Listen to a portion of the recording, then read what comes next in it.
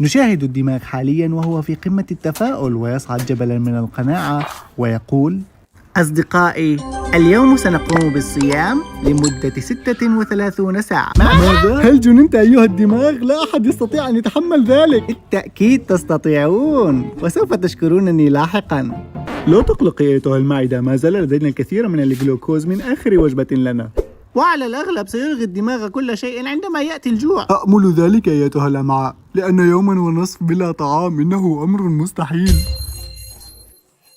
حسنا يا أصدقاء، هذه آخر حبة جلوكوز. لقد قضي علينا. لا تخافوا جميعا، ما زال لدي مخزون من الجلايكوجين. وأنا أيضا يا صديقي. انظر، يمكن أن نستمر قليلا بهذا. ما هي أحوال الرئيس؟ كما هو تماما، يبدو أنه لن يغير رأيه.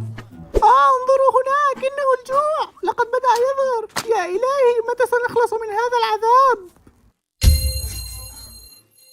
أعتقد أنه قد قضي علينا الآن. لقد نفذ مخزون الجلايكوجين. مثلي تماما يا صديقي. أيتها العضلات، انظر هناك، إنها الغدة النخامية. سأرسل إليك القليل من هرمون النمو لتستطيع الصمود أكثر. أنت حقا رائعة يا نخامية.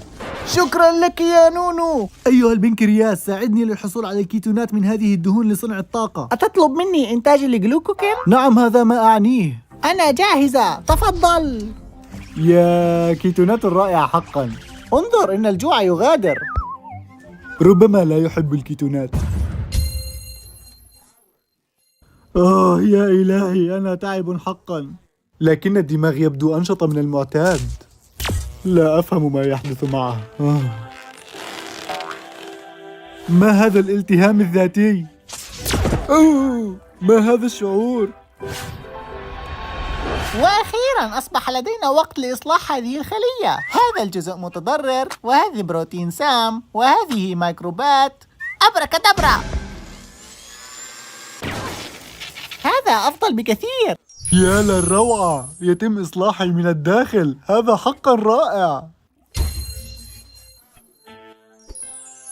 حسنا، الرئيس كان محقا. هذا رائع جدا. كم أحب إعادة الضبط هذه. لم أكن أعلم أن حالتي كانت سيئة جدا. إنه أفضل شيء حدث لي منذ سنوات. أحسنتم جميعا، لقد نجحتم. أخبرتكم جميعا بأنكم تستطيعون فعلها، والآن علينا أن نحتفل. فلتبدأ الولائم. ماذا؟ لا.